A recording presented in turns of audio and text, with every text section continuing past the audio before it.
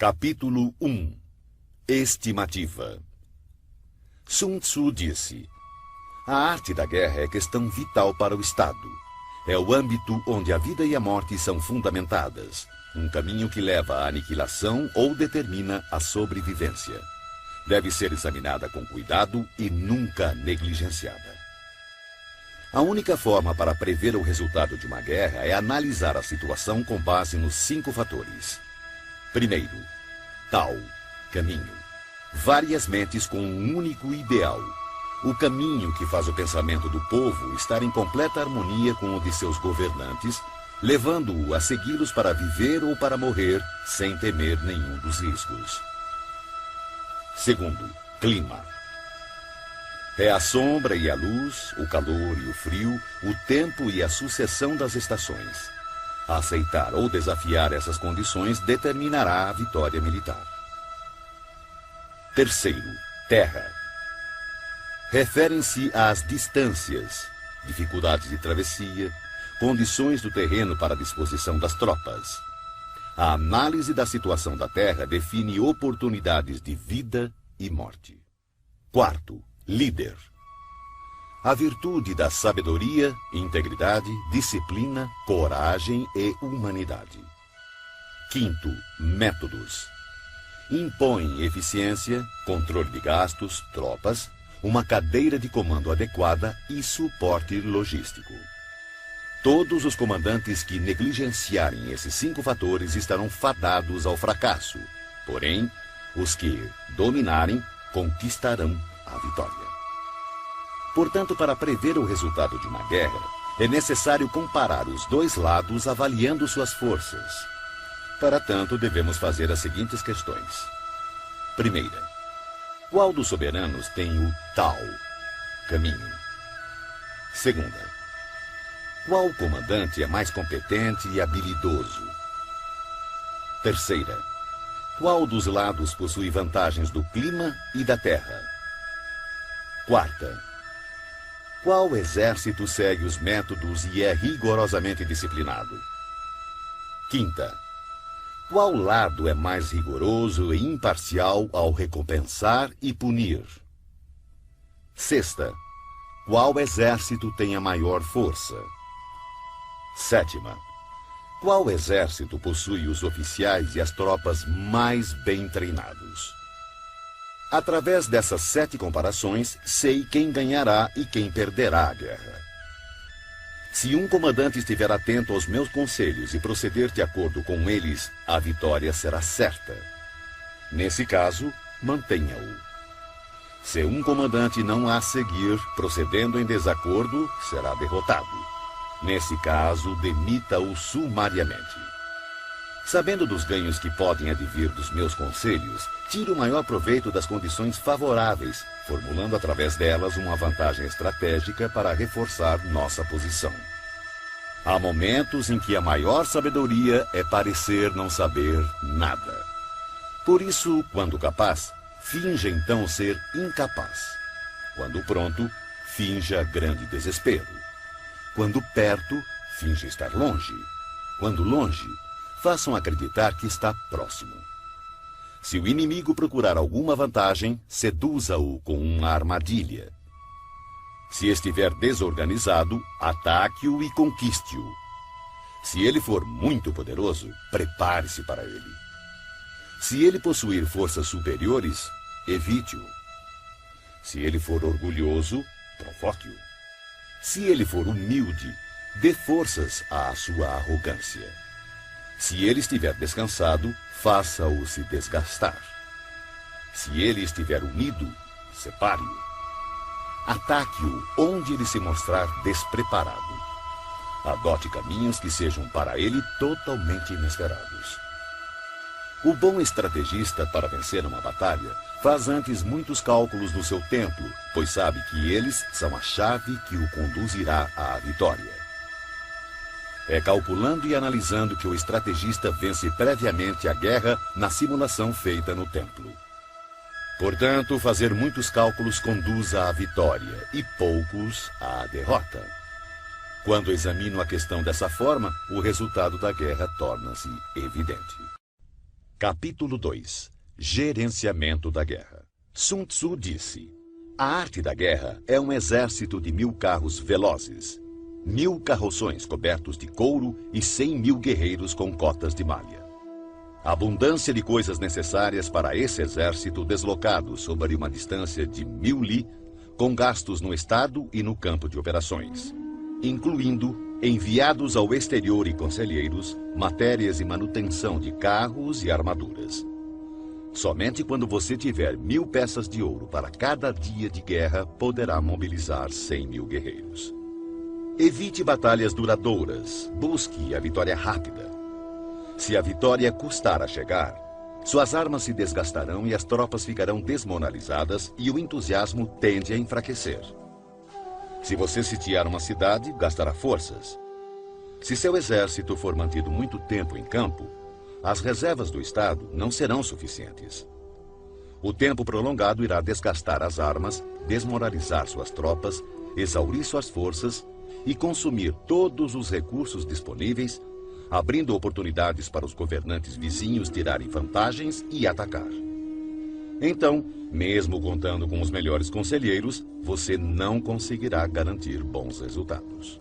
Assim, em relação às guerras, tenho ouvido falar em precipitação imprudente, mas ainda não vi bom exemplo de inteligência associada a decisões demoradas. Nunca houve Estado que tenha sido beneficiado por uma guerra prolongada. Portanto, o conhecedor dos terríveis e devastadores efeitos e dos perigos de empreender uma guerra está profundamente consciente de como aproveitá-la da melhor maneira e levá-la com rapidez a seu término, atingindo assim as verdadeiras vantagens potenciais de uma guerra. Um perito na arte da guerra não convoca soldados mais de uma vez, nem solicita suprimentos repetidamente. Uma vez em guerra, ele não perderá tempo precioso esperando reforços. Fará uso do equipamento que carrega e avançará com velocidade para atravessar a fronteira inimiga, podendo fazer uso das provisões do opositor. Desta forma, terá o suficiente para alimentar todo o seu exército. A arte de melhor utilizar o tempo é estar um passo à frente do adversário, e vale mais que a superioridade numérica e os cálculos mais perfeitos com relação ao abastecimento. Um Estado é enfraquecido financeiramente quando precisa manter seu exército a uma grande distância e, consequentemente, empobrece seu povo. As vizinhanças próximas aos exércitos aumentam seus preços e, com o custo mais elevado, seus recursos se esgotam com maior rapidez, forçando o Estado a aumentar os impostos dos distritos para assim custear as forças militares. Boa parte dos recursos são utilizados no campo de batalha, acarretando dificuldades para as famílias do fronte interno, tendo como consequência lares vazios e rendas dissipadas, já que o custo para o povo poderá atingir cerca de 70% do valor de suas posses. Ao mesmo tempo, as despesas do Estado atingirão quase metade da arrecadação total em gastos com carros quebrados, cavalos abatidos, peitorais e capacetes, arcos e flechas, lanças e escudos, manteletes protetores, animais de tiro e carroças de provisões. Um comandante sábio fará o melhor para alimentar seu exército com frutos do solo inimigo. Consumir uma medida das provisões inimigas equivale a 20 das nossas. Um fardo de forragem inimigo equivale a 20 dos nossos. Na questão que envolve matar o inimigo, nossas tropas devem ser levadas à fúria. Para que fique clara a vantagem de derrotar o oponente, devem também ser recompensadas, pois tirar a riqueza do inimigo é de grande valia para a manutenção das tropas e deve ser usado como objeto de recompensa, de forma a que todos os soldados tenham um forte desejo coletivo e individual de lutar. Porque assim como o que estimula os homens a matar é a fúria, o que estimula a lucrar com o inimigo são os bens materiais. Portanto, nos combates de carros em que forem capturados mais de 10 carros do inimigo, recompense os que capturaram o primeiro deles e substitua bandeiras e estandartes inimigos pelos seus, e então misture com os nossos carros. Eles devem ser usados em conjunto. Todos os soldados capturados devem ser tratados com bondade. A isso se chama aumentar as próprias forças no processo de derrotar o exército inimigo. Na guerra, portanto, preze pela vitória rápida e evite as operações prolongadas. Por isso, o comandante que compreende a guerra torna-se o árbitro supremo da vida, do destino do povo e o senhor da segurança do Estado. Capítulo 3. Estratagemas. Sun Tzu disse: na arte da guerra, a melhor opção é tomar o país inimigo intacto. Esmagar um país é apenas a segunda melhor opção. O mesmo ocorre com um exército inimigo. Mantê-lo intacto, bem como batalhão, companhia ou simples pelotão de 5 homens, é a melhor opção.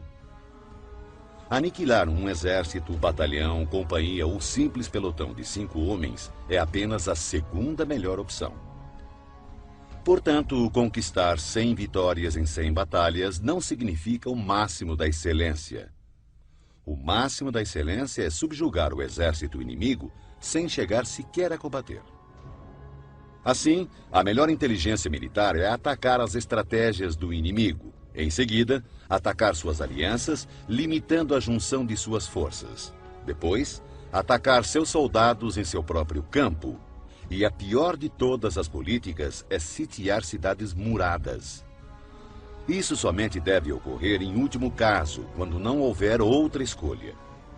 Pois as condições básicas de combate envolvem 2 elementos preciosos: energia e tempo.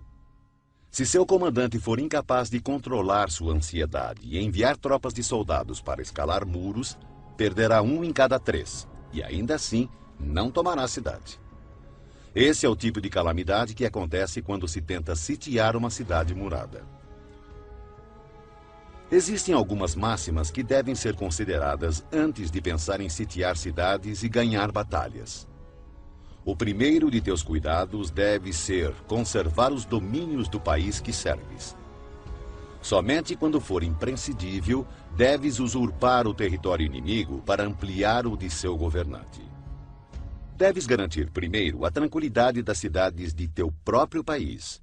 Perturbar as cidades inimigas deve ser a opção mais desfavorável. Deves proteger e colocar em abrigo todos os vilarejos amigos.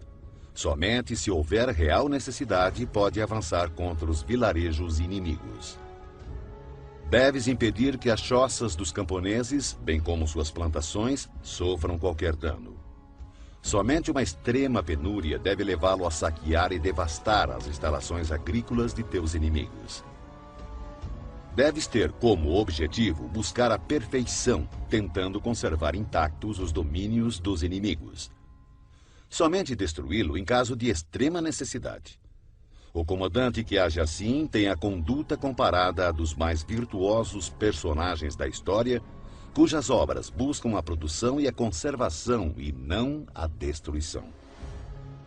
O comandante habilidoso submete seu inimigo sem partir para a batalha, derrota seu reinado sem operações de campo muito extensas. Com as forças intactas, disputa o domínio do império. Dessa maneira, suas armas não sofrerão desgastes e, sem perder um soldado, sua vitória será completa. Esta é a arte de preparar o ataque. Já a arte de usar as tropas é a seguinte: quando você tiver 10 vezes mais forças do que o inimigo, cerque-o. Quando tiver 5 vezes mais, ataque-o. Quando tiver apenas o dobro, divida-o em 2, um para atacar o inimigo pela frente e o outro para atacar pela retaguarda. Quando tiver igualdade de forças, divida a tropa do inimigo e enfrente-o. Quando for inferior em número, seja hábil para tomar a defensiva. Quando não for páreo para o inimigo, tenha a habilidade de evitá-lo. Embora um combate acirrado possa ser dado por uma força menor, esta acaba sendo capturada pela força maior. O comandante é a fundação primordial do Estado. Quando essa fundação estiver bem colocada, o Estado certamente estará forte. Quando defeituosa, o Estado certamente enfraquecerá. Existem 3 maneiras de um comandante trazer desgraça para o seu próprio exército. Primeira, ordenar um avanço ou retirada sem perceber ou se assegurar que o exército está em condições de obedecer. Chama-se isso de travar o exército. Segunda, interferir na chefia do exército, ignorando assuntos internos. Isso trará confusão aos oficiais e soldados. Terceira, permitir que as ordens que interferem na direção do exército sejam delegadas por nobres que administram o reino. Justiça e humildade são premissas com as quais se governa o Estado, mas nunca o exército. Flexibilidade e oportunismo, por outro lado, são virtudes militares e não civis. Não há pior calamidade do que ordens emanadas de um soberano sediado na corte. Tendo um comandante confundido seu exército e perdido a confiança de seus homens, as agressões dos comandantes vizinhos não tardarão. Daí a máxima: semear a desordem nas próprias fileiras é oferecer aos outros o caminho da vitória. Se um general ignorar o princípio da adaptação, não deve ser colocado em uma posição de autoridade. Um hábil empregador de homens usará o prudente, o bravo, o cobiçoso e o burro. Pois o prudente terá prazer em aplicar seu mérito. O bravo, sua coragem em ação. O cobiçoso é rápido em tirar vantagens. E o burro não teme a morte. Assim, há 5 fatores que permitem prever qual lado sairá vencedor. Primeiro, aquele que sabe quando deve ou não lutar conquistará a vitória. Segundo, aquele que compreende como lidar com a superioridade e a inferioridade numérica na disposição das tropas conquistará a vitória. Terceiro, aquele que possui superiores e subordinados unidos conquistará a vitória. Quarto, aquele que é prudente e põe em campo um exército completamente preparado contra um inimigo despreparado conquistará a vitória. Quinto, aquele que o comandante é hábil e cujos soberanos não interferem, conquistará a vitória. Sun Tzu disse: aquele que conhece o inimigo e a si mesmo, ainda que enfrente 100 batalhas, jamais correrá perigo. Aquele que não conhece o inimigo, mas conhece a si mesmo, às vezes ganha, às vezes perde. Aquele que não conhece nem o inimigo, nem a si mesmo, está fadado ao fracasso e correrá perigo em todas as batalhas. Capítulo 4. Posições táticas. Sun Tzu disse: na antiguidade, o perito em batalha se colocava fora da possibilidade de derrota e esperava que o inimigo expusesse a sua vulnerabilidade. Garantir-nos de não ser derrotado está em nossas mãos. Porém, a oportunidade de derrotar o inimigo é dada por ele mesmo. Por isso se diz: a invencibilidade repousa na defesa, a vulnerabilidade revela-se no ataque. Manter-se e assumir posição defensiva é porque a força do inimigo é esmagadora. Porém, lançar-se ao ataque é porque a força do inimigo é deficiente. O especialista em defesa oculta a si mesmo no mais profundo e indecifrável canto da terra. O especialista em ataque desfere o golpe de cima das mais altas esferas do céu. Dessa forma, ele é capaz de, ao mesmo tempo, proteger a si mesmo e alcançar a vitória completa. Ver a vitória apenas quando ela está ao alcance da visão de todos não é o máximo da superioridade. O verdadeiro mérito está em planejar secretamente, deslocar-se subitamente, frustrar as intenções do exército inimigo e finalmente chegar à vitória sem o derramamento de sangue. Pois não requer muita força levantar a penugem de um coelho no outono, nem olhos penetrantes para distinguir o sol da lua, muito menos ouvidos apurados para ouvir o ronco do trovão. Os hábeis comandantes vencem a batalha depois de terem criado as condições apropriadas. Um comandante inteligente não apenas vence, ele se sobressai derrotando o inimigo com facilidade. Eles preveem todas as eventualidades, conhecem as situações do inimigo e não ignoram o que podem fazer e até onde podem ir. A vitória é uma decorrência natural desse saber. Porém, suas vitórias não lhe garantiam nem a reputação de sábio, nem o mérito do homem de valor. Pois o homem comum não dá grande credibilidade a uma vitória que foi obtida longe dos olhos da sua compreensão. Assim eram nossos ancestrais. Não acreditavam que os elogios como corajosos, heróis ou invencíveis fosse um tributo que tivessem merecido. Atribuíam sim seu sucesso ao cuidado extremo que tinham em evitar o menor deslize. O comandante inteligente vence as batalhas evitando cometer erros. É isso que garante a vitória completa, pois significa conquistar um inimigo já derrotado. O comandante hábil assume uma posição tal que não pode sofrer nenhuma derrota. Não negligencia nenhuma circunstância que garanta aniquilar o inimigo. Portanto, um exército vitorioso só entra na batalha depois de ter garantido a vitória, enquanto um exército derrotado só procura a vitória depois de ter entrado na luta. Um comandante vitorioso não permite que as tropas mostrem uma confiança demasiado cega, uma confiança que degenera em presunção. As tropas que sonham com a presunção da vitória são debilitadas pela preguiça. Ao contrário, aquelas que, sem pensar na vitória, exigem o combate, são tropas enrijecidas pelo trabalho, aguerridas, destinadas a vencer. Um especialista no uso de tropas constrói seus fundamentos sobre a doutrina do Tao, seguindo firmemente as normas militares. Assim, estará preparado para ser o árbitro da vitória e da derrota. Depois de uma primeira vantagem, não esmoreças nem dês às tuas tropas um repouso precipitado.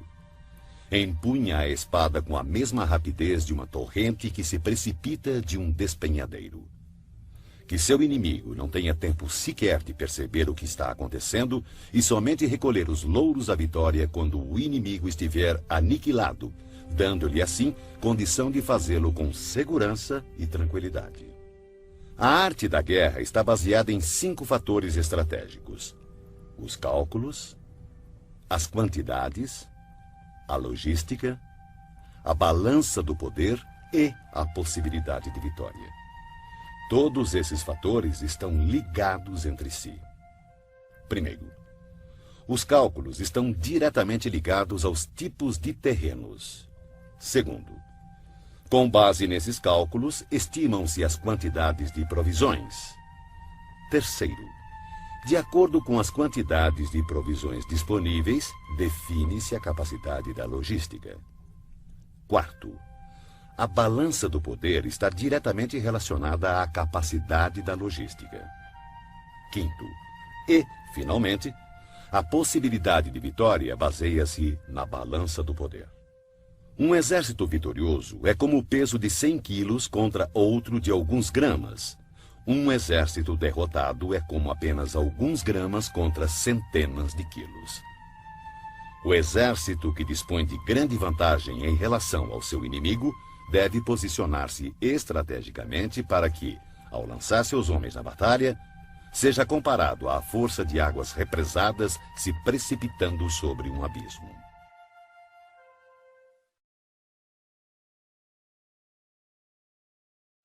Capítulo 5. Vantagens. Sun Tzu disse: comandar muitos é o mesmo que comandar poucos. Tudo é uma questão de organização. Controlar muitos ou poucos é uma mesma e única coisa. É apenas uma questão de formação e sinalizações. Lembre-se dos nomes de todos os oficiais e subalternos. Inscreva-os num catálogo, anotando-lhes o talento e suas capacidades individuais, a fim de aproveitar o potencial de cada um. Quando surgir oportunidade, haja de tal forma que todos os que deves comandar estejam persuadidos que seu principal cuidado é preservá-los de toda desgraça.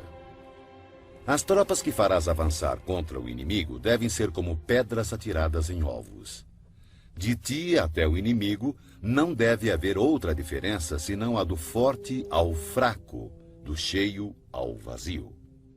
São as operações chamadas diretas e indiretas que tornam um exército capaz de deter o ataque das forças inimigas e não ser derrotado. Em batalha, use geralmente operações diretas para fazer o inimigo engajar-se na luta e as operações indiretas para conquistar a vitória. Em poucas palavras, o que consiste a habilidade e a perfeição do comando das tropas é o conhecimento das luzes e das trevas, do aparente e o secreto. É nesse conhecimento hábil que habita toda a arte. Assim, o perito, ao executar o ataque indireto, assemelha-se ao céu e às terras, cujos movimentos nunca são aleatórios, são como os rios e mares inexauríveis. Assemelham-se ao sol e à lua, eles têm tempo para aparecer e tempo para desaparecer. Como as 4 estações, ele passa, mas apenas para voltar outra vez. Não há mais que 5 notas fundamentais, mas, combinadas, produzem mais sons do que é possível ouvir. Não há mais que 5 cores primárias, mas, combinadas, produzem mais sombras e matizes do que é possível ver. Não há mais que 5 sabores, mas, combinados, produzem mais gostos do que é possível saborear. Da mesma forma, para ganhar vantagem estratégica na batalha, não há mais que as operações diretas e indiretas, mas suas combinações são ilimitadas, dando origem a uma infindável série de manobras. Essas forças interagem, um método sempre conduz ao outro. Assemelham-se, na prática, a uma cadeia de operações interligadas, como anéis múltiplos, ou como a roda em movimento, que não se sabe onde começa e onde termina. Na arte militar, cada operação tem partes que exigem a luz do dia e outras que pedem as trevas do segredo. Não posso determiná-las de antemão, só as circunstâncias podem ditá-las. Opomos grandes blocos de pedra às corredeiras que queremos represar. Empregamos redes frágeis e miúdas para capturar pequenos pássaros. Entretanto, o caudal rompe algumas vezes seus diques após tê-los minado aos poucos. Quando uma ave de rapina se abate sobre sua vítima, partindo-a em pedaços, isso se deve à escolha do momento preciso. A qualidade da decisão é como a calculada arremetida de um falcão que lhe possibilita atacar e destruir sua vítima. Portanto, o bom combatente deve ser brutal no ataque e rápido na decisão. Embaralhada e turbulenta, a luta parece caótica. No tumulto de um combate pode parecer haver confusão, mas não é bem assim. Entre a confusão e o caos, uma formação de tropas pode parecer perdida e mesmo assim impenetrável. Sua disposição é, na verdade, circular e não podem ser derrotadas. A confusão simulada requer uma disciplina perfeita. Afinal, o caos estimulado se origina do controle. O medo fingido exige coragem. A fraqueza aparente se origina da força. Ordem e desordem é uma questão de número, de logística.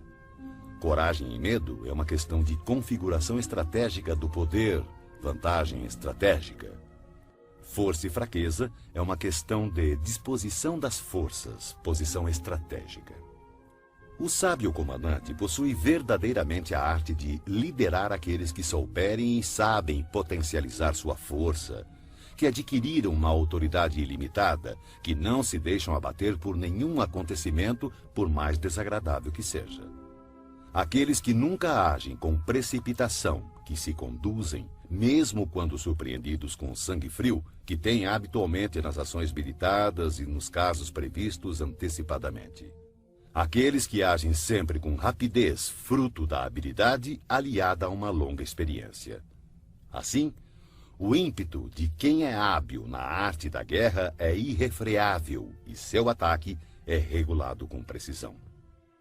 O primeiro imperador Han, 256-195 a.C., desejando esmagar seu oponente Rissung-nu, enviou espiões para conhecer sua condição. Mas este, sabedor do fato, ocultou com cuidado todos os soldados fortes e todos os cavalos bem alimentados, deixando apenas homens doentes e gado magro à vista. O resultado foi que os espiões, por unanimidade, recomendaram ao imperador que atacasse. O resultado? O imperador Han atacou e foi derrotado. Os espiões viram apenas velhice e doença. Isso, sem sombra de dúvida, é uma dissimulação do inimigo e atacar pode ser imprudente. Assim, quando pretende que o inimigo se movimente, o especialista se mostra e o inimigo certamente o seguirá. Ele ilude o inimigo e este acredita. Agindo dessa maneira, manipula o inimigo e assim espera por ele, armado com toda a sua força. O especialista, quando está em batalha, procura sua vitória na vantagem estratégica, não a solicita aos seus homens. Portanto, deve ser hábil para selecionar os homens certos e explorar o avaro e o tolo, o sábio e o valente, e dar a cada um deles uma responsabilidade adequada ao seu perfil. Jamais designe tarefas a quem não for capaz de cumpri-las. Selecione e dê a cada um responsabilidades proporcionais à sua competência.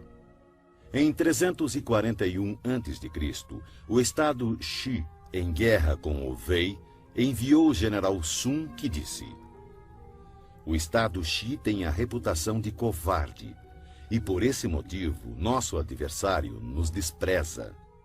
Vamos virar essa circunstância a nosso favor." Consequentemente, quando o exército atravessou a fronteira do território Wei, Sun ordenou que fossem acesas 100.000 fogueiras na primeira noite, 50.000 na segunda e apenas 20.000 na terceira. O general do exército Wei, Pang Xuan, ordenou o ataque de maneira vigorosa, pensando: "Eu sabia que os soldados de Sun eram covardes. Seu número já caiu menos da metade." Na sua retirada, Sun chegou a um estreito desfiladeiro que, calculou ele, seria atacado pelos perseguidores depois do anoitecer. Lá, chegando, tirou a casca de uma árvore e escreveu: "Sob esta árvore, Pang Xuan morrerá." Então, quando começou a anoitecer, colocou um grupo de poderosos arqueiros emboscados nos arredores, com uma ordem de atirar diretamente se vissem uma luz. Mais tarde, Pang Xuan chegou ao local e, vendo a árvore, acendeu uma luz para ler o que estava escrito. Seu corpo imediatamente foi crivado por uma saraivada de flechas e todo o seu exército foi preso na confusão. Quem explora a vantagem estratégica envia seus homens para a batalha como se fossem troncos e pedras. A pedra e a madeira não têm movimento próprio, uma vez que, em repouso, não mexem por si mesmos, mas seguem o movimento recebido. Se forem quadrados, mantêm-se em repouso. Se forem redondos, rolam até encontrar uma resistência mais forte que a força recebida. Assim, a vantagem estratégica desenvolvida por bons guerreiros é como o movimento de uma pedra redonda rolando por uma montanha de 300 metros de altura. A força necessária é insignificante. O resultado, espetacular.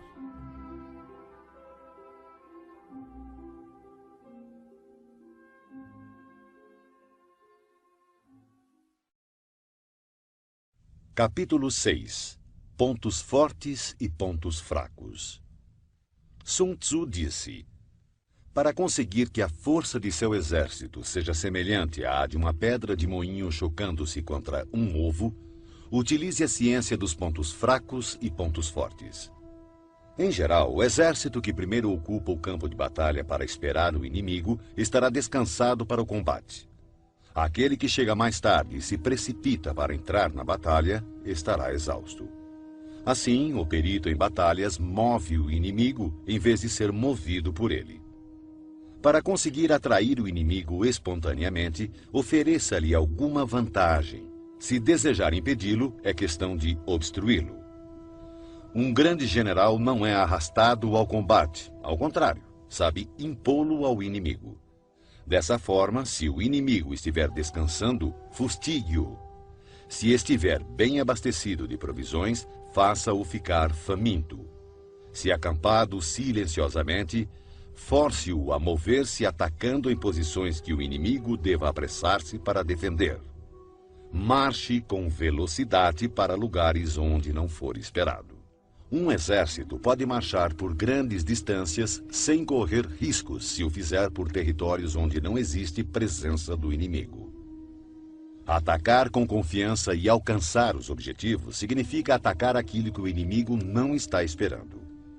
Do mesmo modo, defender-se com confiança e garantir a segurança de suas posições significa defender onde o inimigo não poderá atacar. Assim, contra o especialista em ataque, o inimigo não saberá onde se defender. Contra o perito em defesa, o inimigo não saberá onde atacar. Aquele que for capaz de atacar das maiores alturas dos céus repentinamente, surpreendendo o inimigo, tornará impossível sua defesa. Assim, os lugares a serem atacados são exatamente os que o inimigo não pode defender. Aquele que for especialista em esconderijos de defesa torna impossível para o inimigo saber seu paradeiro. Assim, os lugares que ele dominar serão exatamente os que o inimigo não poderá atacar. O comandante habilidoso deve lançar mão da arte da sutileza e do sigilo, aprender a ser invisível e inaudível. Dessa forma, terá em suas mãos o destino de seus inimigos. Poderá avançar sem encontrar resistência, se fizer isso contra os pontos fracos dele. E recuar se colocando a salvo da perseguição, se seus movimentos forem mais rápidos do que de seus adversários. Portanto, se pretendemos nos lançar na batalha, nosso inimigo não terá escolha a não ser nos enfrentar, mesmo que esteja abrigado em altas trincheiras ou fossos profundos, porque atacaremos uma posição que ele precisará defender.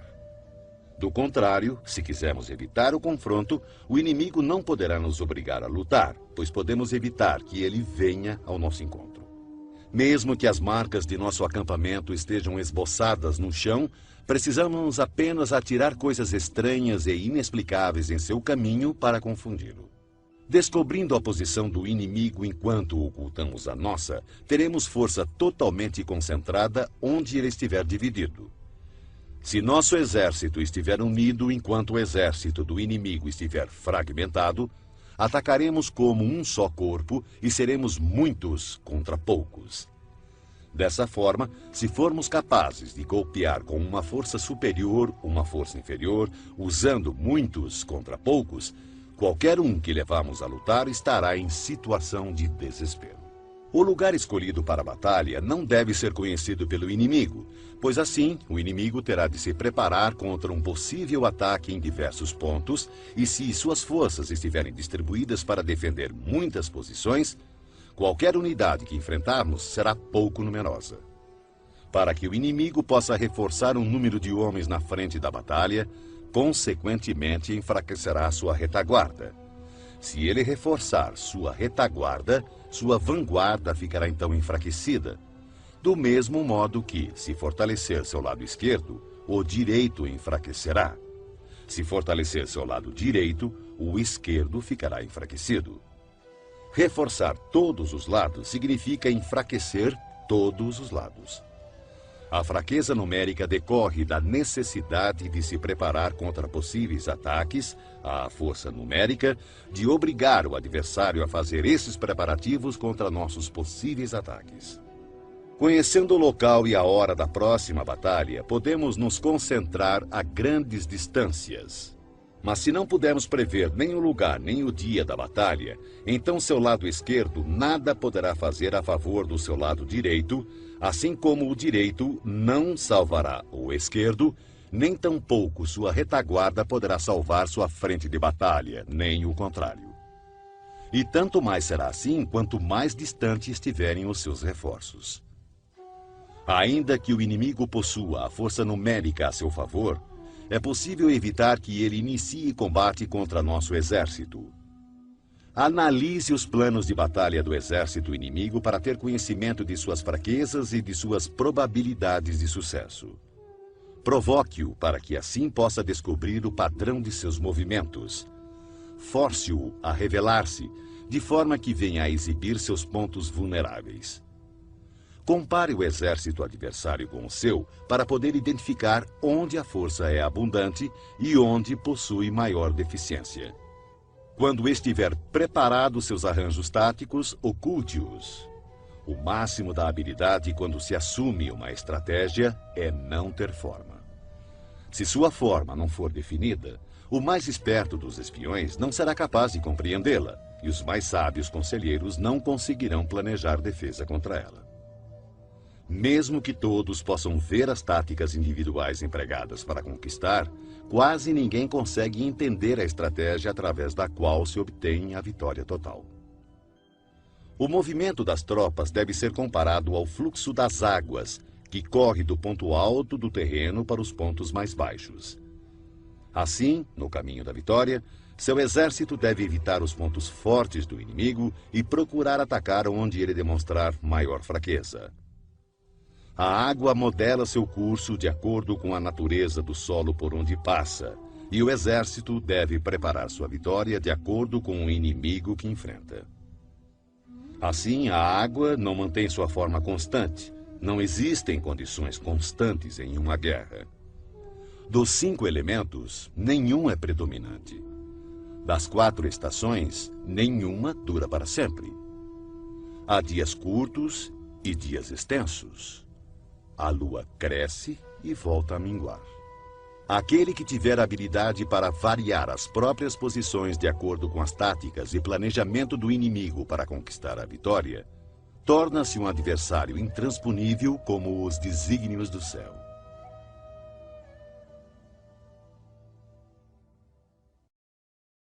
Capítulo 7. Manobras.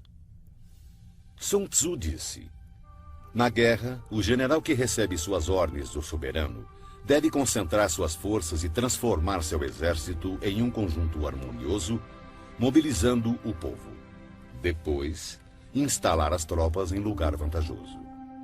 A grande dificuldade de manobrar exércitos para a luta está em transformar uma longa e tortuosa estrada em caminho mais conveniente e em transformar a adversidade em vantagem. Dessa forma, transforme a estrada do inimigo em longa e tortuosa. Haja de forma dissimulada, engane-o com a ilusão de ganhos fáceis. Isso equivale a compreender a estratégia de transformar o inconveniente em correto. A manobra tanto pode ser uma fonte de vantagem quanto um perigo. Por essa razão, se um exército tivesse que levantar acampamento e recolher suas armaduras às pressas em marcha forçada de 1000 li sem parar, em busca da conquista de uma vantagem, todos seriam feitos prisioneiros. Seus homens mais fortes estariam longe da vanguarda, os exaustos ficariam para trás e, em média, somente 1/10 das forças chegaria à meta. Se tivesse que viajar 50 li em tal ritmo para obter vantagem, o comandante da força de avanço estaria perdido e somente a metade das forças chegaria à meta. Se tivesse que viajar 30 li em tal ritmo para obter alguma vantagem, apenas 2/3 das forças chegariam à meta. Um exército sem equipamento e provisões perecerá, sem sombra de dúvidas. Somente mantém alianças com os estados vizinhos depois de conhecer a fundo as intenções dos seus soberanos. E a menos que conheça a configuração de um terreno, suas montanhas, pântanos, florestas e acidentes naturais, você não deve colocar seus exércitos neles, a não ser que utilize guias locais para obter alguma vantagem. Pratique a dissimulação, recorra a manobras enganosas. Movimente-se quando estiver em posição de vantagem, faça mudanças estratégicas dispersando ou concentrando suas forças. Quando avançar para a batalha, seja veloz como o vento, imprevisível como o trovão. Em ocasiões que deva permanecer calmo, seja como a floresta. Ao invadir e saquear, haja rápido como o fogo. Na imobilidade, seja como a montanha. Quando necessário, esconda suas intenções, seja obscuro como as trevas. Evite movimentar-se inutilmente e somente ataque quando tiver certeza da vantagem. Ao saquear e pilhar cidades, reparta sempre de maneira justa todos os despojos. Quem conhece a tática de transformar o tortuoso em direito, será vitorioso. Essa é a arte de manobrar. A maneira de dar ordens e fazer com que essas sejam cumpridas é de extrema importância para a vitória de um exército. Você encontrará no livro dos planos militares que em determinadas ocasiões a maioria dos teus homens não poderá te ver nem ouvir. Os tambores e as bandeiras devem substituir tua presença e tua voz. Assim, em combate noturno, faça uso dos tambores, e durante o dia use as bandeiras e estandartes.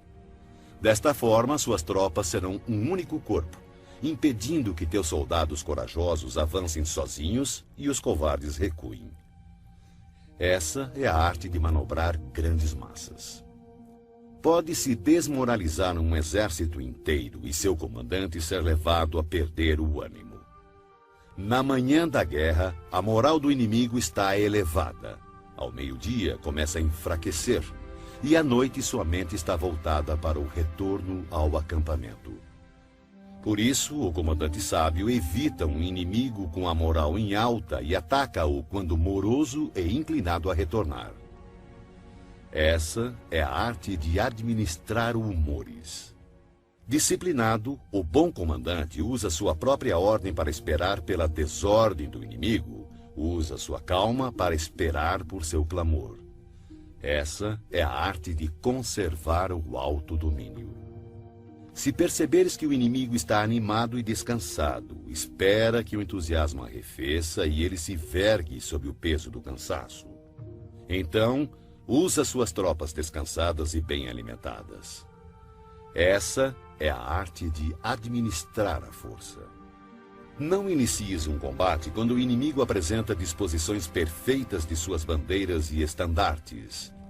Não lance o ataque sobre o exército inimigo ordenado e disciplinado em suas formações. Essa é a arte de controlar as condições mutáveis. Portanto, não ataque o inimigo que ocupar o terreno alto, nem aquele que tiver uma colina às costas. Não persiga um inimigo que finge recuar. Não obstrua um inimigo que volta para casa. Quando cercar o inimigo, deixe uma saída para ele. Caso contrário, ele lutará até a morte. Não pressione um inimigo acuado e não te encarnices contra um inimigo derrotado. Essa é a arte da guerra. Capítulo 8. Contingências. Sun Tzu disse: uma vez dada pelo soberano a ordem de mobilizar a população para a guerra, cabe ao comandante reunir o exército e organizar as tropas. Seguindo ao encontro do exército inimigo, deve-se evitar acampar em locais difíceis e em locais de boas estradas deve-se buscar aliados. Não perder tempo em locais isolados, ter planos de contingência quando em posições propícias a emboscadas e avançar contra o inimigo em terreno do qual não haja saída, são táticas precisas para a garantia de uma boa batalha. Há estradas que não devem ser percorridas, exércitos que não devem ser atacados, cidades que não devem ser assaltadas, terras que não devem ser contestadas e ordens do governo que não devem ser obedecidas.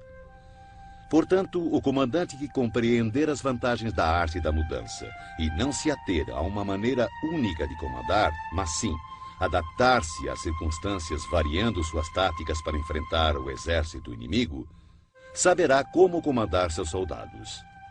Ao contrário, se seus métodos de comando forem flexíveis e suas decisões forem tomadas de forma mecânica, ele não é digno de comandar seus soldados, E por mais que esteja familiarizado com o território, não será capaz de pôr em prática seus conhecimentos e tirar o máximo de seus homens. O comandante sábio deve considerar a combinação de ganho e perda, deve ter discernimento das reais vantagens em situações difíceis e confiar nos seus esforços. Se for capaz de perceber as vantagens prováveis, as dificuldades poderão ser resolvidas. Um general deve conhecer bem as vantagens e desvantagens frente ao inimigo, buscar o enfraquecimento dos comandantes hostis, infligindo-lhes importantes perdas, trabalhando sem cessar para prejudicar-lhes. Poderá fazê-lo de diferentes formas, corrompendo seus melhores homens, introduzindo traidores em seu meio, fornecendo motivos de cólera uns contra os outros, fazendo com que saiam quando conviria que ficassem acampados e permaneçam tranquilos quando esperam ser atacados. A arte da guerra nos ensina a não contar com a possibilidade do inimigo não vir, e sim estar preparado para ele. Não depender do inimigo não atacar, mas depender principalmente de estar em uma posição invulnerável. Há 5 defeitos perigosos que podem afetar um general. São erros que podem derrotar a prudência e a bravura de um comandante. Primeiro, se ele tiver um temerário descaso pela vida. Um general que se expõe sem necessidade, que parece buscar os perigos da morte, é um homem precipitado. Segundo, se ele tiver um cuidado excessivo em conservar a própria vida, e por esse motivo não ousa e sim dá mostras de covardia, poderá ser facilmente capturado. Terceiro, se tiver temperamento volúvel. Um general que perde facilmente o controle e se deixa levar pela cólera, será ludibriado pelo inimigo através de provocações e cairá em emboscadas sem perceber. Se for suscetível à honra, um general não deve se ofender de forma intempestiva. Por querer reparar a honra por qualquer insulto, poderá perdê-la. Quinto, se conservar uma compaixão excessiva por seus soldados. Um general deve punir seus soldados com severidade quando necessário, ministrar castigo e trabalho com discernimento, ou poderá ser facilmente desrespeitado. Esses 5 perigosos traços demonstram falhas graves de um comandante e devem ser cuidadosamente evitados, pois são, sem dúvida, os motivos que levam à derrota de um exército e à morte de seu comandante.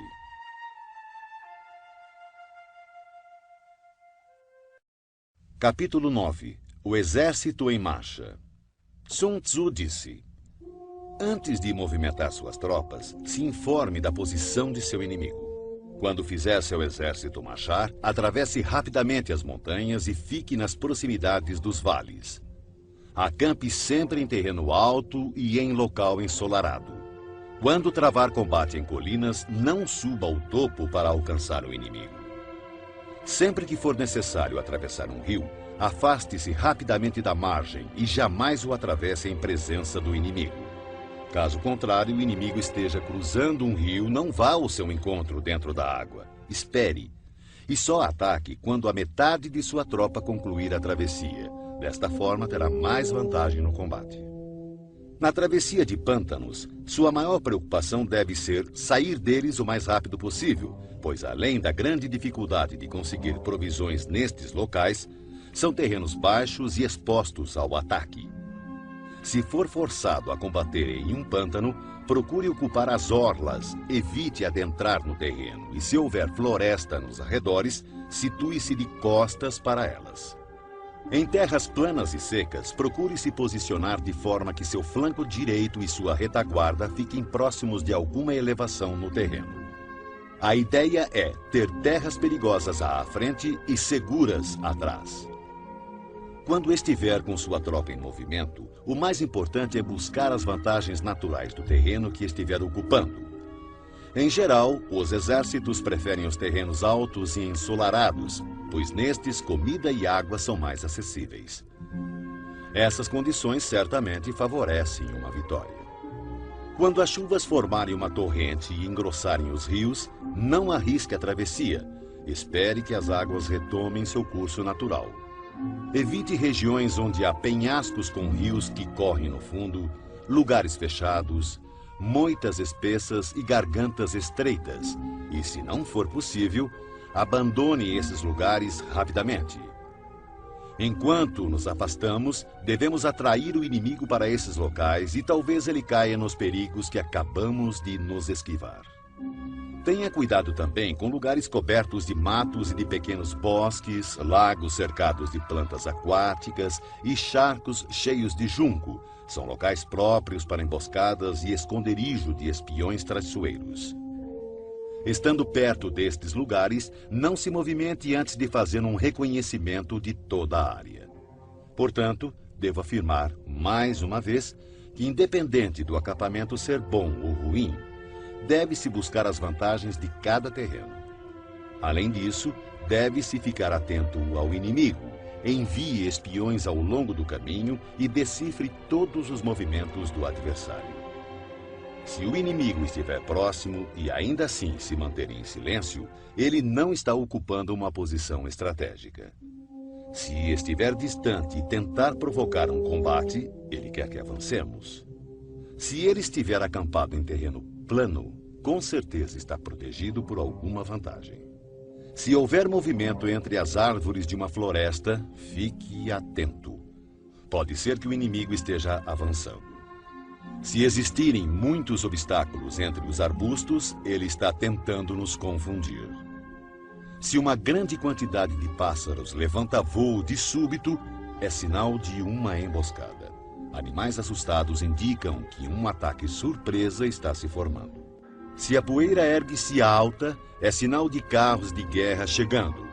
Quando ela é baixa e se espalha rente ao chão, denuncia a aproximação da infantaria. Se a poeira se levanta em pontos esparsos, mostra que destacamentos estão colhendo lenha para as fogueiras. Algumas nuvens de poeira movendo-se de um lado para outro significa que o exército está montando o acampamento. Sussurros e aumento dos preparativos para a guerra significa que o inimigo avançará. Linguagem violenta e movimento agressivo para a frente indicam que ele recuará. Quando os carros leves saem à frente e tomam posições nos flancos, é sinal de que o inimigo está entrando em formação para o combate. Proposta de paz sem que haja retrocesso do exército indica uma conspiração. Se há muita correria com suas tropas em formação, está determinada a hora da batalha. Se uma parte das tropas avançar e outra recuar, o inimigo está tentando nos atrair para uma armadilha. Se os soldados encontram-se curvados e apoiados em suas armas, eles estão fatigados. Se os que, mandados apanhar água, forem os primeiros a beber, significa que o exército está sedento. Se houver uma vantagem e o inimigo não avançar, ele está exausto. Se há pássaros reunidos em algum ponto, a posição está desocupada. Provavelmente o inimigo abandonou secretamente seu acampamento. Quando há gritos na noite, é sinal que o inimigo está assustado. Se há confusão no acampamento, o comandante tem pouca autoridade. Se suas bandeiras e estandartes mudam constantemente de lugar, o inimigo está em desordem. Se os oficiais estão irritados, é sinal de que seus homens estão cansados. Quando o inimigo alimenta seus cavalos com cereais e mata seu gado para comer, quando seus homens não se preocupam em pendurar suas canecas de água e demonstram que não querem voltar às tendas, certamente estão desesperados e determinados a lutar até a morte. Quando há soldados sussurrando em grupinhos e seu comandante falando em voz mansa e vacilante, revela inimizade entre superiores e subordinados. Recompensas em demasia significam problemas. Se o comandante teme pressionar seu exército por conta de motins e oferece gratificações para manter seus soldados de bom humor, certamente ele perdeu o respeito de seus homens. Quando há castigos em excesso, o inimigo enfrenta dilemas terríveis com o relaxamento da disciplina, podendo o comandante perder o controle e irromper violentamente contra seus subordinados para obrigar-lhes a cumprir o dever. Se os soldados forem punidos antes mesmo de se afeiçoarem ao chefe, não demonstrarão respeito. Portanto, os soldados devem ser tratados primeiramente com humanidade, porém, mantidos sob controle e disciplina. Isso irá garantir sua lealdade. Para isso, os comandos devem ser consistentemente reforçados durante o treinamento. Por fim, se o inimigo enviar um emissário com palavras conciliadoras, ele quer cessar as hostilidades. Atenção ao inimigo enraivecido que está preparado para confrontar-se com você por longo período sem travar batalha nem abandonar sua posição. Considere-o com o maior cuidado. Em uma guerra, devemos ter claro que não são os números que proporcionam a vantagem de um exército sobre o outro. Portanto, não avance imprudentemente, confiando apenas na quantidade de soldados ao seu lado. Um bom comandante é capaz de avaliar sua própria força, ter visão total da situação do inimigo, conquistar o apoio e a lealdade de seus soldados e jamais subestima seu inimigo. Caso contrário, seria facilmente capturado por ele. Capítulo 10. O terreno. Sun Tzu disse: a superfície da terra apresenta uma infinidade de lugares. Deves fugir de alguns e buscar outros. Todavia, deves conhecer bem todos eles. Os tipos de terrenos incluem o acessível, o complicado, o indeciso, o estreito, o acidentado e o distante. O primeiro terreno citado, o acessível, é aquele em que ambos os exércitos podem se aproximar livremente. Portanto, levará vantagem aquele que primeiro ocupar um nível mais alto do lado ensolarado e ter estabelecido linhas de abastecimento adequadas. O terreno que permite o avanço e dificulta a retirada é o mais complicado. De uma posição dessas, se atacarmos o inimigo quando ele não estiver devidamente preparado, poderemos derrotá-lo. Porém, se ele estiver preparado e não conseguirmos derrotá-lo, seremos pressionados a bater em retirada, então teremos grandes problemas. O terreno indeciso é aquele que oferece desvantagens tanto para o nosso lado quanto para o lado do inimigo. Neste terreno, mesmo que o inimigo tente nos atrair, é prudente abandonar a posição e recuar, atraindo por sua vez o inimigo. Então, quando parte de seu exército tiver saído, poderemos atacar com vantagem. Na passagem estreita, ou desfiladeiros, terá vantagem quem primeiro a ocupar e guarnecê-la completamente, ficando à espreita do adversário. Se o inimigo estiver com essa vantagem, não devemos seguir atrás dele. Somente quando ele falhar e a passagem estiver mal protegida é que devemos atacar. Em terreno alto e acidentado, do mesmo modo, se pudermos ocupá-lo primeiro, devemos nos posicionar na parte mais alta do lado ensolarado e esperar pelo inimigo. Se o inimigo conquistou essa vantagem, devemos abandonar nossa posição e bater em retirada. Por fim, quando os exércitos estiverem posicionados a grandes distâncias um do outro e suas vantagens estratégicas forem semelhantes, não será fácil provocar um combate. Por outro lado, levar a batalha até o inimigo não trará nenhuma vantagem. Esses 6 princípios que definem o uso do terreno devem ser do conhecimento total e da responsabilidade do comandante.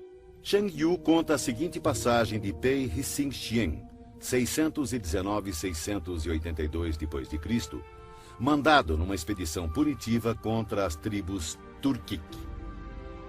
Ao crepúsculo, como de costume, montou seu acampamento, fortificando-o posteriormente com paliçada e fosso, quando, de repente, determinou que o exército mudasse as instalações para uma colina próxima.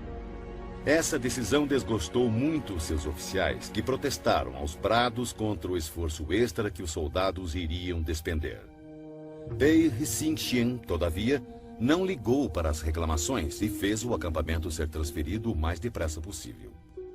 Na mesma noite, caiu uma forte tempestade inundando o local anterior do acampamento, que ficou sob 4 metros de água. Os oficiais ficaram espantados com o acontecido e confessaram seu erro. Como soube que ia acontecer? Perguntaram. Pei Hsing Xian respondeu. Daqui por diante, contentem-se em obedecer às ordens sem fazer perguntas desnecessárias. Durante uma guerra, um exército pode ficar exposto a situações de calamidade que não são decorrentes de causas naturais, mas sim são decorrentes de erros cometidos por seu comandante. São elas fuga, insubordinação, colapso, ruína, caos e derrota.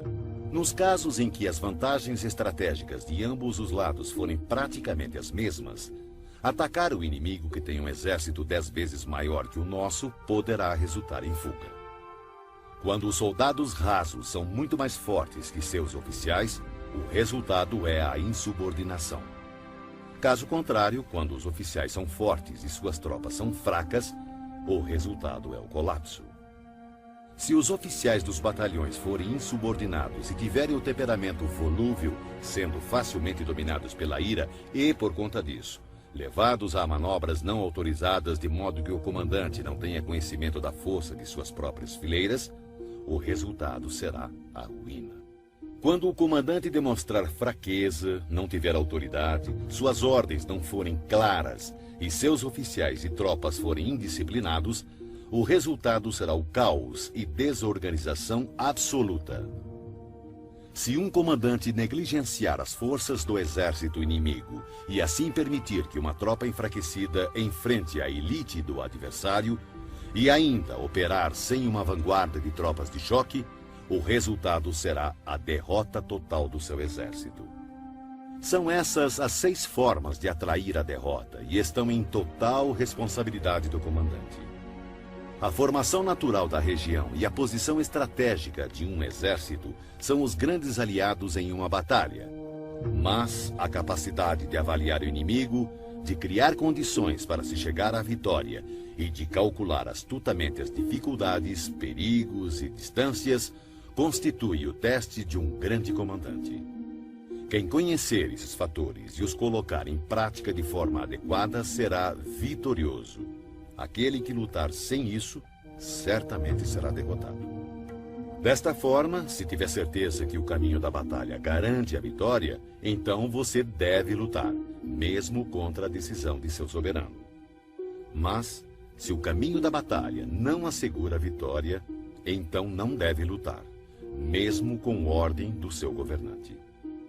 O comandante que segue para a guerra sem ter como prioridade fama pessoal e recua sem temer o descrédito, aquele cuja preocupação for proteger seu povo e prestar um bom serviço ao seu soberano, é um tesouro nacional. Se o comandante trata seus soldados como se fossem seus filhos, por recompensa eles o seguirão até os vales mais profundos e o defenderão com a própria morte. Porém, se o comandante for generoso, mas incapaz de fazer valer sua autoridade, seus soldados serão como crianças mimadas e ficarão inúteis. Se soubermos que nossas tropas estão prontas para atacar, mas ignorarmos que o inimigo não está vulnerável, chegaremos apenas a meio caminho da vitória. Saber que o inimigo está vulnerável, mas ignorar se nossas tropas podem atacar para vencer, reduzem à metade nossas chances de vitória. Saber que o inimigo está vulnerável e que nossas tropas estão prontas para atacar e vencer, e ainda assim ignorarmos que o terreno não nos favorece, novamente reduz nossas chances de vitória. Portanto, quando o soldado experiente se mover, nunca ficará desorientado e quando partir para a ação, não encontrará limites. Por isso se diz: se você conhece o inimigo e a si mesmo, a vitória não estará em risco. Se você conhece o terreno e as condições naturais, a vitória poderá ser completa. Sun Tzu disse: a arte da guerra reconhece 9 situações de acordo com a variação dos terrenos. O dispersivo, o fácil, o controverso, o aberto, o de estradas cruzadas, o terreno crítico, o difícil, o vulnerável a emboscadas e o mortífero. Quando um comandante está lutando perto de suas próprias fronteiras, este é um terreno dispersivo, porque estando os soldados perto de suas casas e ansiosos para reverem suas famílias, ficam esperando a primeira oportunidade dada por um combate para espalhar-se por todos os lados. Quando as tropas penetrarem apenas um pouco no território do inimigo, chamamos de terreno fácil, porque, embora terreno hostil, não está a grande distância e será fácil retroceder na primeira oportunidade. A região que não oferece muitas vantagens para ambos os lados é chamada de terreno controverso. São terrenos-chave e devem ser disputados. A região ou território onde ambos os lados têm total liberdade de movimentação é chamada de terreno aberto, locais que comunicam-se com o exército inimigo e com as zonas de retirada. Terrenos de estradas cruzadas são territórios que fazem fronteiras com muitos estados, portanto possuem cruzamentos estrategicamente vitais. O primeiro a atingi-lo terá a vantagem de fazer aliança com outros estados. Quando um exército tiver penetrado em território hostil, deixando para trás cidades fortificadas, este é um terreno crítico. Denominamos terreno difícil toda a região trabalhosa de atravessar, sejam florestas, montanhas, pântanos, desertos ou precipícios. Regiões pelas quais o acesso só é possível através de estreitos desfiladeiros, de forma que uma pequena quantidade de inimigos é suficiente para atacar nossa força principal, são considerados terrenos vulneráveis a emboscadas ou ataques. Enfim, terrenos mortíferos ou sem saída são locais de perigo constante, onde devemos combater com toda a nossa força para sobrevivermos. Assim, em terreno dispersivo, não lute. Em terreno fácil, não pare. Em terreno controverso, não ataque. Em terreno aberto, não tente barrar o inimigo. Em terreno de estradas cruzadas, faça alianças. Em terreno crítico, saqueie os recursos do inimigo. Em terreno difícil, marche sem parar. Em terrenos propícios a emboscadas, elabore planos de contingências e em terrenos sem saída, lute.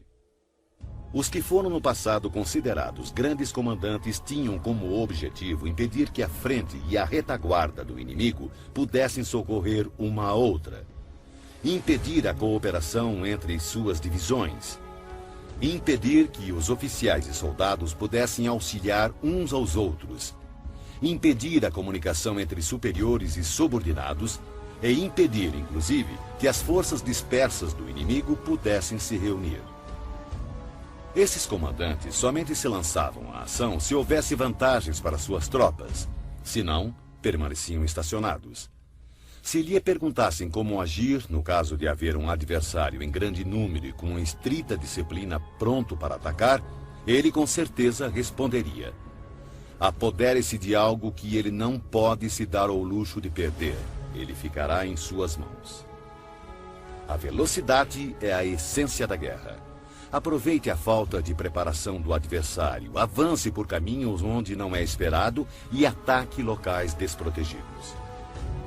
O exército invasor deve estar atento e observar os seguintes métodos. Quanto mais profundo penetrar em território inimigo, maior deverá ser a solidariedade entre os soldados. Dessa forma, os defensores não levarão a melhor.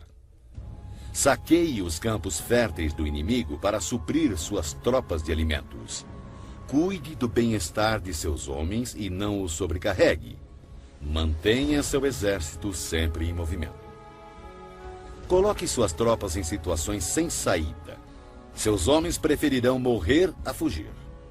Uma vez lutando desta forma, darão o máximo de si e não terão medo, mesmo se caírem no mais desesperado cerco. Se não houver onde se refugiarem, todos continuarão firmes. Assim, sem precisar ser mandados, seus homens estarão em constante alerta, cumprirão seus deveres e serão fiéis e disciplinados. Portanto, no dia em que esses homens forem ordenados a partir para o combate, talvez chorem, porém não por medo, mas porque todos estão dispostos a vencer ou morrer. Em 73 d.C., quando Pan Shao chegou a Shang-Shang-Quang, rei do país, recebeu-o a princípio com grande polidez e respeito. Mas, logo após, seu comportamento sofreu uma mudança súbita e ele tornou-se descuidado e indiferente. Pan Shao comentou com seus oficiais: Repararam que os modos educados de Quang sumiram? Só pode significar que chegaram mensagens dos bárbaros do norte e que Quang ficou indeciso, sem saber de que lado se põe. Certamente é esse o motivo. O homem inteligente pode perceber as coisas antes delas acontecerem. Chamou imediatamente um dos nativos que fora posto ao seu serviço e preparou-lhe uma armadilha. O homem acabou revelando tudo. Pan Chao convocou uma reunião geral de seus oficiais e começou bebendo com eles. Quando o vinho lhes havia subido ligeiramente à cabeça, testou mantê-los mais excitados, falando-lhes: Senhores, estamos no interior de uma região isolada, ansiosos por obter riquezas e glórias através de uma grande proeza. Ora, acontece que um embaixador do Ryuxiun-nu chegou a este reino há apenas alguns dias, e o resultado foi que o trato respeitoso que nos foi dado pelo nosso anfitrião real desapareceu. Se esse enviado dominá-lo, tomar nossa força e levar-nos para Ryuxiun-nu, nossos ossos serão pasto dos lobos do deserto. Que faremos? Unanimemente, os oficiais responderam: Diante do perigo de vida que corremos, seguiremos nosso comandante vivos ou mortos. Não se alcança sucesso nas batalhas a menos que os soldados tenham sagacidade e objetivos em comum e, mais importante ainda, espírito de cooperação. A causa primária pela qual deve-se conduzir um exército é estabelecer um padrão unificado de coragem. Assim, o bom comandante conduz suas tropas como se conduzisse um homem pela mão. Dessa forma, essa pessoa não pode deixar de segui-lo. Um grande comandante deve ser calado, assegurando o sigilo. Deve ser justo e honesto, mantendo a ordem. Deve manter o povo na ignorância quanto aos seus planos. Alterando seus planos, ele mantém o inimigo no escuro. Mudando seu acampamento, evita que o inimigo preveja seu objetivo. No momento crítico, age como se, após subir uma grande altura, joga-se a escada fora, leva seu exército para o interior do território inimigo. Ao invadir um terreno hostil, a regra geral é que penetrar profundamente no território do exército inimigo dá coesão. E se a invasão for superficial, mais facilmente seus homens se dispersarão. Quando sair de seu próprio terreno e levar suas tropas além de suas fronteiras, você estará em terreno isolado. Quando estiver vulnerável por todos os lados, você estará em um terreno de estradas cruzadas. Quando à sua frente houver um estreito desfiladeiro, você estará em um território propício a emboscadas. Quando estiver sem saída, você estará em um terreno mortífero. Portanto, em terreno disperso, deve unir suas tropas. Em terreno fácil, mantenha ligações estreitas entre as tropas. Em terreno competitivo, deve-se acelerar a marcha. Em terreno aberto, dê mais atenção à defesa. Em cruzamento, reforce as alianças. Em terreno crítico, mantenha uma linha permanente de abastecimento. Em terreno difícil, continue sempre avançando. Em terreno vulnerável, bloqueie as passagens de acesso. E, finalmente, em terreno mortífero, lute até a morte. Antes de firmar aliança com estados vizinhos, procure conhecer as intenções de seus soberanos. E somente disponha seu exército nessas terras com o auxílio de um guia local, pois é preciso estar familiarizado com a geografia do local, a fim de transformar empecilhos naturais em vantagens estratégicas. A seguir, fatores que não devem ser ignorados por um exército digno de um rei. Ofereça recompensas grandiosas, dê ordens extraordinárias e você comandará o exército inteiro como se fosse um único homem. Dê tarefas às tropas, mas não revele suas reais intenções.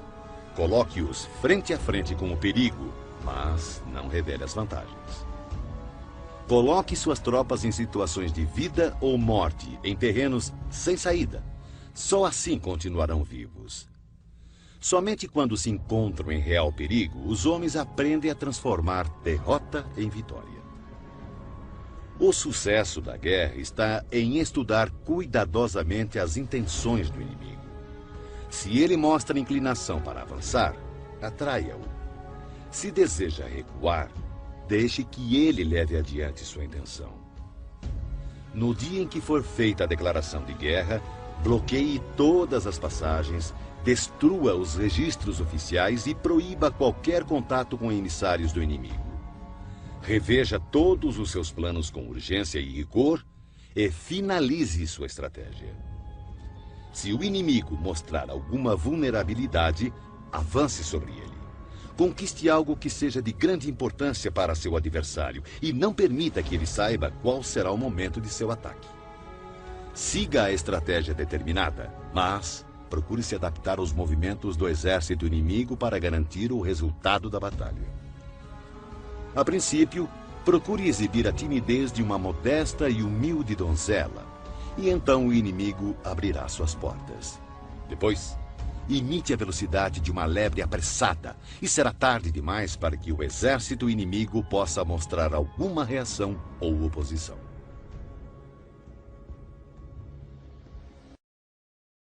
Capítulo 12.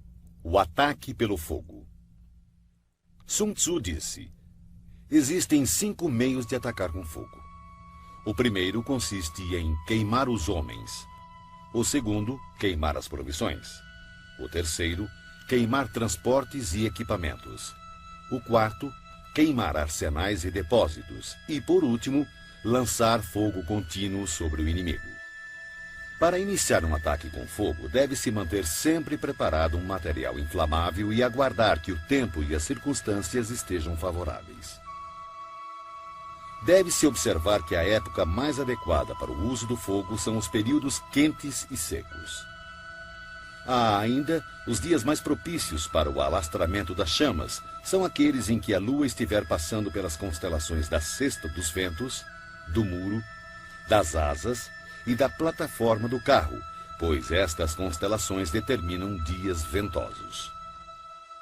No ataque com fogo, deve-se estar preparado para variar a maneira de agir de acordo com as mudanças de situação, que podem ser 5.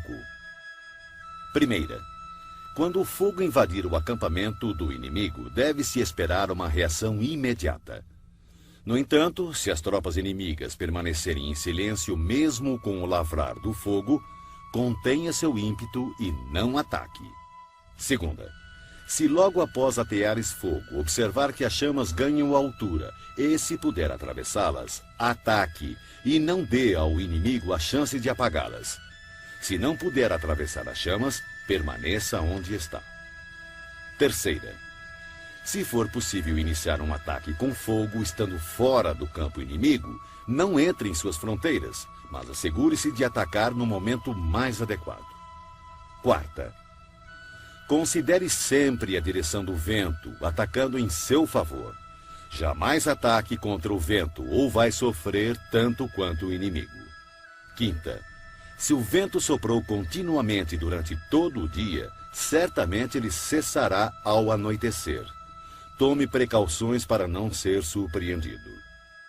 Todo exército bem treinado deve dominar os 5 desdobramentos relacionados ao ataque com fogo e devem ter conhecimento do movimento das estrelas para identificar os dias mais adequados para que possa iniciar esse tipo de ataque.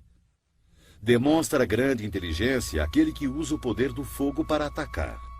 Os que usam a água conseguem um acréscimo de força, mas não são eficientes em privar o inimigo de suas provisões. A água será bem utilizada para interceptar e ilhar o inimigo. As diferentes maneiras de combater com fogo proporcionam uma plena vitória, mas é preciso saber colher os frutos, ou todo esforço será uma perda de tempo. É de grande importância também reconhecer o mérito de teus homens e recompensá-los, pois se tuas tropas só enfrentarem dificuldades e trabalho sem o devido reconhecimento, perderás o respeito de teu exército. O general esclarecido melhora seus recursos, comanda seus soldados com autoridade, mantém-nos juntos pela boa fé e os torna serviçais por boas recompensas. Se a fé diminuir, haverá separação. Se as recompensas forem deficientes, as ordens serão desrespeitadas. Em batalhas, quaisquer que sejam os resultados, o gosto sempre será amargo, mesmo para os vencedores. Portanto, a guerra deve ser a última solução e só deve ser travada quando não existir outra saída. Um soberano jamais deve decidir pela guerra se estiver dominado pelo ódio ou vingança. Um bom comandante não deve mobilizar suas tropas se tiver o coração tomado pelos mesmos sentimentos. Ambos devem aguardar dias mais serenos para ponderar, pois uma pessoa em crise pode recuperar seu bom humor, assim como uma pessoa no calor da paixão pode encontrar novamente equilíbrio. Não marche a não ser que veja alguma vantagem. Não use suas tropas a menos que haja alguma coisa a ser ganha. Não lute a menos que a posição seja crítica, pois o que jamais poderá ser recuperado totalmente é um estado devastado pela guerra, nem tampouco ressuscitar seus mortos. Portanto, o governante esclarecido considera a batalha com prudência e o bom comandante move-se com cautela. Esse é o caminho para se manter um país em paz e seu exército intacto.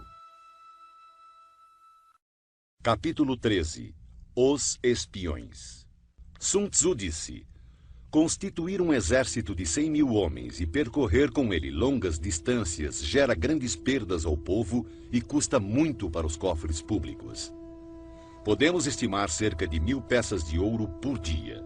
Isso acarretará distúrbios internos e externos, homens cairão exaustos nas estradas e cerca de 700.000 famílias terão dificuldades de manter seus trabalhos nos campos.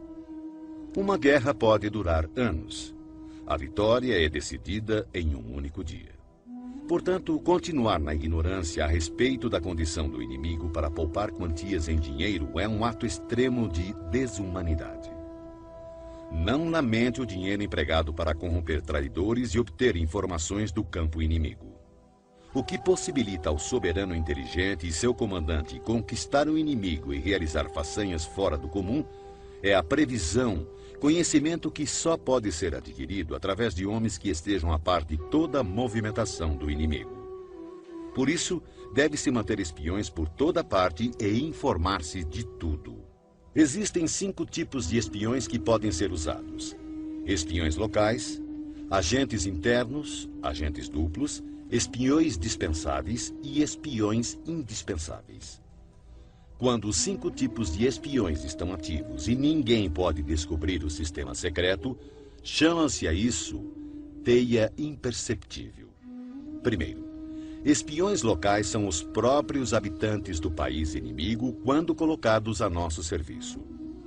Segundo, agentes internos em geral são funcionários do inimigo, homens ofendidos por ocuparem posições subalternas, concubinas gananciosas por ouro, pessoas volúveis que estão sempre em cima do muro. Para lidar com este tipo de espião é necessária muita cautela. Terceiro, espiões duplos são espiões do inimigo que trazemos para o nosso lado através de suborno e promessas liberais. Nós os induzimos a fornecer informações falsas ao inimigo e, ao mesmo tempo, espionar seus compatriotas. Quarto, espiões dispensáveis são nossos próprios agentes a quem damos propositalmente informações falsas a nosso respeito, a fim de que, quando forem capturados ou nos traírem, passem informações erradas, fazendo então com que nossos inimigos tomem medidas inadequadas. Esses espiões certamente serão mortos por fornecerem informações falsas. Quinto, e, finalmente, os espiões indispensáveis ou sobreviventes.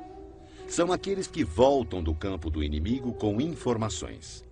Esse tipo de espião deve sempre fazer parte de seu exército. Em geral, são homens fortes, ágeis, dotados de grande sagacidade e acostumados a toda espécie de trabalho sujo. Assim, o comandante deve manter sempre uma relação de proximidade com os espiões, deve recompensá-los regiamente, e os assuntos referentes a estes homens devem ser mantidos em absoluto sigilo. Somente um governante sagaz e intuitivo é capaz de empregar espiões. Só o comandante humano e justo é capaz de fazê-los trabalhar E sem uma sutil e engenhosa habilidade mental, não se pode ter certeza da autenticidade de seus relatórios. Quando um assunto secreto de espionagem é divulgado prematuramente, o espião deve ser morto, juntamente com aqueles que tenham tomado conhecimento da informação. De maneira geral, se o objetivo for esmagar um exército, sitiar uma cidade ou assassinar alguém, é necessário obter a identidade do comandante das tropas de defesa, seus ajudantes e conselheiros, os guardas encarregados dos portões e as sentinelas. Nossos agentes devem ser empregados para assegurar essas informações. É de extrema importância localizar as pessoas enviadas como espiões pelo inimigo. Se cuidarmos delas com generosos subornos, podemos empregá-las como agentes duplos e, através destes, poderemos recrutar espiões locais e agentes internos. Além disso, é a partir do trabalho dos agentes duplos que saberemos quais falsas informações devemos passar aos espiões dispensáveis para que transmitam ao inimigo. E com base no que obtivermos dessas mesmas fontes, poderemos completar as missões dos agentes indispensáveis. Desta forma, os espiões duplos devem ser tratados com a maior generosidade, pois eles são a chave de todo o serviço de espionagem. Os espiões são peças de fundamental importância em uma guerra, porque a capacidade de movimentação eficiente de um exército depende do serviço secreto destes agentes.